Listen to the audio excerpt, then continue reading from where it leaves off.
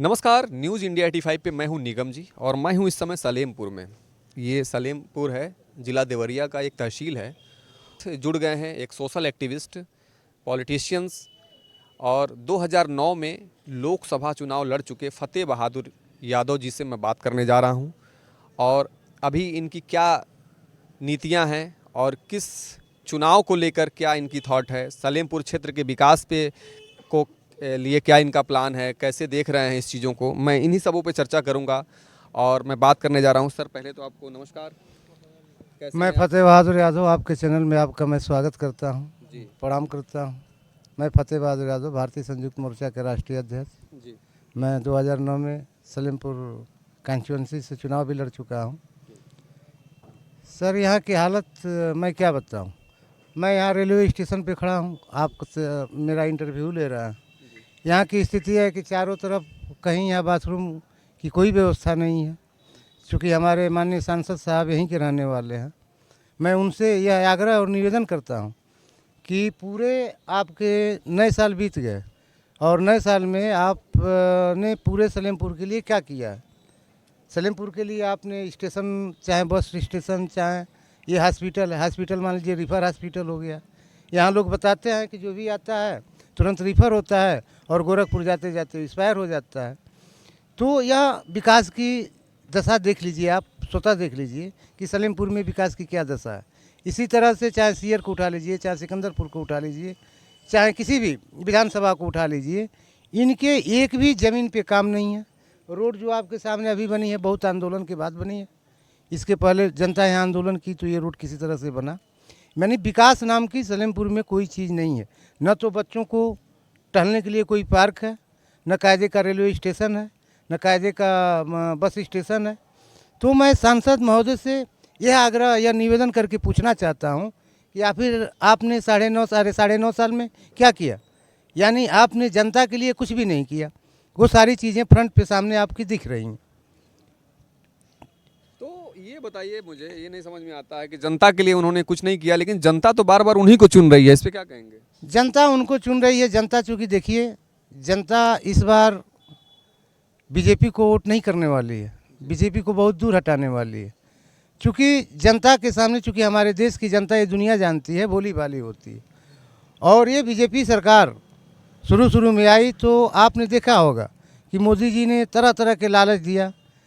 नौजवानों के खाते में 15 लाख रुपया भेजने को कहा, कंपनियां बैठाने को कहा।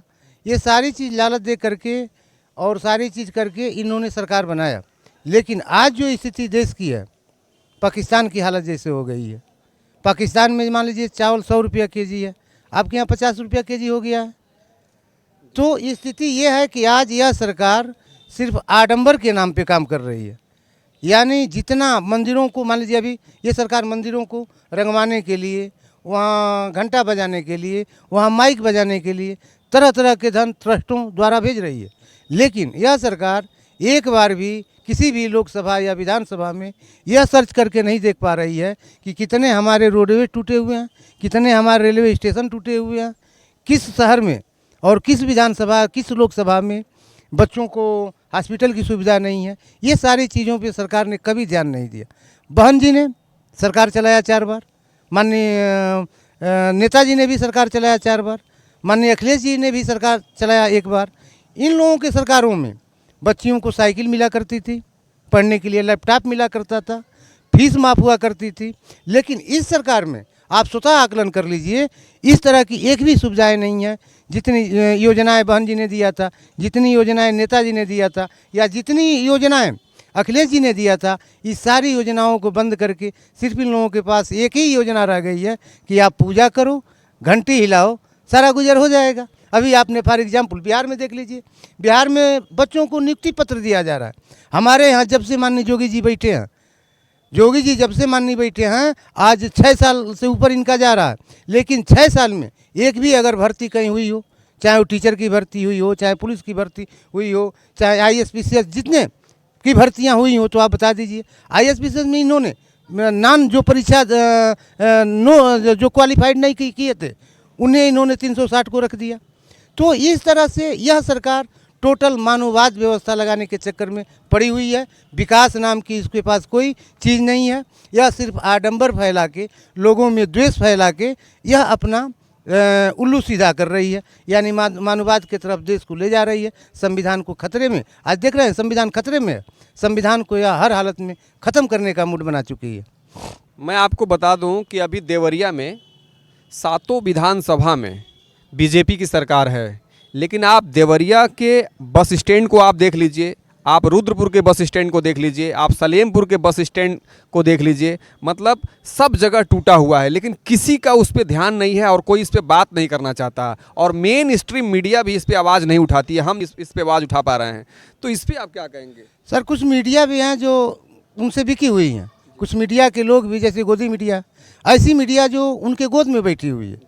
तो आप क्यों देवरिया, रुद्रपुर या सलेमपुर या ले रहे हैं? आप पूरा प्रदेश को उठा के देख लीजिए, किसी रेलवे स्टेशन को उठा के देख लीजिए, न वहाँ शुद्ध रूप से शौचालय की व्यवस्था है, न यात्री के बैठने की व्यवस्था है, न अगर रात में किसी कारणवश ट्रेन छूट जाती है तो वहाँ यात्री को ठहरने की भी व्यवस्था नहीं है। ये पूरे तो प्रदेश की हालत है, पूरे प्रदेश के, चाहे वो रोडवेज हो, चाहे वो बस स्टेशन हो, चाहे रेलवे स्टेशन हो, चाहे वो अस्पताल हो, सबकी हालत उसी तरह से। आप मऊ में चले जाइए, बनारस में चले जाइए, जितने सरकारी हॉस्पिटल हैं उसमें आपका इलाज नहीं हो सकता, उसमें आपको भर्ती कर लिया जाएगा, लेकिन दवाएं बाहर से मंगाई जाएंगी।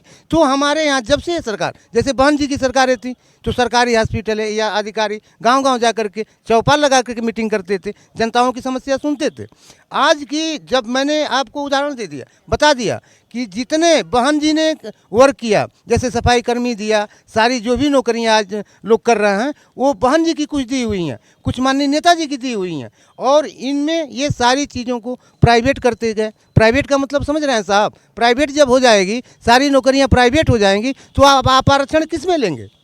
तो यह सारा सिस्टम आरक्षण ख़त्म करने का है। यह सरकार चाह रही है कि फिर पिछड़ी, अनुसूचित या दलित जो लोग, शोषित लोग हैं, वह फिर पहले जैसे हो जाए, आज़ादी के पहले जैसे ये गुलाम थे वैसे आज भी ये गुलाम हो जाए। तो ये सरकार की मंशा है। वह रेलवे स्टेशन, बस स्टेशन या अस्पताल वह ठीक करने वाली नहीं है। जनता से मेरा आग्रह है कि जनता इस पर विचार करे, और 2024 में इन लोगों को कुर्सी से अगर नहीं हटाती है तो जनता संघर्ष करने के लिए और गुलाम बनने के लिए तैयार रहे। तो क्या उपाय है, कौन सी पार्टी जो है इस देश के, उत्तर प्रदेश के इस बार 2024 में जो है आ रही है, और किस पार्टी से लोगों को उम्मीदें हैं, उस पर क्या कहेंगे? देखिए, इंडिया गठबंधन जो बना है, इंडिया गठबंधन में मैं आपसे बता दे रहा हूँ, सबसे बड़ा लोचा कर रही है कांग्रेस। कांग्रेस, जैसे मान लीजिए भाई चंद्रशेखर रावण जी हैं, माननीय चंद्रशेखर रावण जी हैं, वो भी मान लीजिए कि उनका भी पूरा प्रदेश, अरे देश में संगठन चल रहा है। जैसे मान लीजिए समाजवादी पार्टी है, बसपा है, ऐसी पार्टियों को जब तक ये कांग्रेस मिला जुला करके अदर प्रांतों में सीटों का बंटवारा करके हिसाब किताब से सीट नहीं देती है, तो फिर बीजेपी की स्थिति मजबूत रहेगी। तो मेरा यही आग्रह है कि कांग्रेस से आग्रह है, क्योंकि कांग्रेस बहन जी को या चंद्रशेखर भाई को या माननीय अखिलेश जी को, सारे लोगों को सीटों का बंटवारा यूपी में करना चाह रही है। लेकिन अगर गठबंधन, इंडिया गठबंधन को चलाना है, मजबूत बनाना है, तो सभी लोगों से पूरे भारत में गठबंधन किया जाएगा। तो इसलिए आज जो भी भूमिका है कांग्रेस की है, कांग्रेस अगर अच्छी तरह से अपनी भूमिका निभाती है तो बीजेपी को हटाना बहुत बड़ी चीज़ नहीं है। अगर कांग्रेस घमंड में चली जाती है कि मेरे पास ही सारी चीज़ें हैं, तो वह घमंड नहीं रह सकता। इसलिए कांग्रेस से के नेतृत्व में आज जो भी इंडिया गठबंधन बना है, उसमें सबसे ज़्यादा अगर बर्दाश्त करना पड़ेगा तो वो कांग्रेस को करना पड़ेगा। एक पार्टी जो है भ्रष्टाचार के नाम पे बनी थी, आम आदमी पार्टी अरविंद केजरीवाल की। आज सबसे बड़े भ्रष्टाचार में उसके सारे मंत्री जो है लिप्त हैं, जेल जा रहे हैं, ईडी के छापे पड़ रहे हैं। उस पर क्या कहना चाहते हैं आप? देखिए, उसमें मैं ये कहना चाहता हूँ, देखिए आरएसएस की पार्टियाँ, देखिए शुद्ध रूप से आप जान लीजिए, मुझसे जो मैं बताने जा रहा हूँ आप भी सर्च कर लीजिएगा। पिछड़ी और अनुसूचित की अब तक आज़ादी के बाद अगर किसी ने संघर्ष किया पिछड़ी अनुसूचित के लिए, तो माननीय नेताजी ने किया, बहन जी ने किया, मान्यवर साहब ने किया। और पिछड़ी अनुसूचित के पास अगर आज भी कोई पार्टियां हैं तो सिर्फ सपा, बसपा और आज़ाद पार्टी है। बाकी जितनी पार्टियां हैं वो आरएसएस की पार्टियां हैं। वो तो लिफाफा बहुत सारी दिखाएंगी, जैसे मोदी जी ने दिखाया, लिफाफा के 15 लाख रुपया खाते में भेज देंगे। तो महिलाओं को ऐसी फॉर एग्जाम्पल ले लीजिए, अभी महिलाओं को इन्होंने 33% जो आरक्षण दिया, उसमें किसका लाभ होने वाला है? संभ्रांत महिलाओं का लाभ होने वाला है। जो गरीब महिलाएं हैं, जो रोपनी सोनी करने जाती हैं या मजदूरी करने जाती हैं, उनको उस आरक्षण से कोई लाभ होने वाला नहीं है। तो यह सरकार तो ऐसे ही जो मान लीजिए कि नीचे ले जाना चाह रही है। तो अभी पिछड़ी अनुसूचित के बाद सिर्फ 2 ही 3 पार्टियां हैं जो उनकी पार्टियां हैं, जैसे सपा है, बसपा है और आज़ाद पार्टियां। बाकी जितनी जैसे आप पार्टी हैं, ममता बनर्जी हैं या कांग्रेस हैं या बीजेपी और कांग्रेस, आज देख रहे हैं कि सारे लोग बीजेपी के जितने लोग टूट रहे हैं आज भग के कांग्रेस में जा रहा है। कांग्रेस में इसलिए जा रहा है कि उनको उम्मीद दिख रही है कि नहीं, कांग्रेस इस बार मजबूत हो रही है। तो ये तो कांग्रेस और बीजेपी दोनों एक ही हैं, अंतर इतना ही है कि कांग्रेस बीजेपी जैसे मानववाद पे बहुत जोर नहीं देती है, काम तो वो भी वही करती है। कांग्रेस आरएसएस की ही प्रोडक्ट पार्टी है, लेकिन बीजेपी मान लीजिए पूरे मानववाद का, धर्म का प्रचार करती है, जबकि राजनीति से और धर्म से कोई मतलब नहीं होना चाहिए। अब आप हमको एक उदाहरण बता दीजिए, एक सवाल का जवाब दे दीजिए। जैसे मान लीजिए मंदिर बन गया 14,000 करोड़ रुपया लगा के, हमारे बच्चे मान लीजिए आज बेरोजगारी के, बीटीसी करके, बीएड करके, सारी चीज़ें करके रोड पे घूम रहे हैं, और सरकार बार बार कर रही है कि मंदिर जाओ तो पूजा करो। आप ये बताइए, पूजा करने से, पाठ करने से, पूजा पाठ करने का मैं विरोधी नहीं हूँ, मैं चाहता हूँ कि लोग पूजा पाठ करें, लेकिन आडंबर को दूर रखें। पूजा पाठ तो एक टाइम होता है, एक समय होता है, तो घंटे हिला लेने से गुजारा नहीं हो सकता है। बच्चे अगर पढ़े लिखे हैं, बीटीसी किए हैं, बीएड किए हैं या आईएएस पीसीएस किए हैं, तो उनको नौकरी की आवश्यकता है। उन्हें जो बीटीसी बीएड किए हैं उनको मास्टर बनने की आवश्यकता है, जो आईएएस पीसीएस किए हैं उनको लोक सेवा आयोग में अफसर बनने की आवश्यकता है। तो आज पूरे 6 साल के अंतराल में, जब से माननीय जोगी जी ने मुख्यमंत्री पद को संभाला है, तब से आपने देखा होगा किसी प्रकार की योजनाएं सिर्फ कागज़ में होती हैं, फ्रंट पे कोई नहीं हो पाती हैं। और जितनी वर्क, जैसे मान लीजिए पिछड़ों के लिए, अनुसूचित के लिए या अति पिछड़ों के लिए, या जितने छोटे बड़े सवर्ण में भी जो गरीब हैं, सबके लिए काम बहन जी ने किया, सबके लिए काम माननीय नेताजी ने किया, सबके लिए काम अखिलेश जी ने किया। इन लोगों ने कुछ भी नहीं किया। उन लोगों ने जितनी योजनाएं दिया उसको ये फतेह बहादुर यादव जी से मैं बात कर रहा था सलेमपुर से। और मैं आपको फिर एक बार आगाह करूंगा कि जाति और धर्म की लड़ाई में सिर्फ पॉलिटिशियनों की जीत होती है और आम जनता की हार होती है। तो जाति धर्म की लड़ाई को छोड़कर इंसाफ की बात करें और उन लोगों के साथ खड़े हो जो गलत, जो सही है। गलत का हमेशा विरोध करें। मेरा यह वीडियो आपको कैसा लगा आप कमेंट बॉक्स में ज़रूर लिखिएगा। न्यूज़ इंडिया 85 पे मैं निगम जी।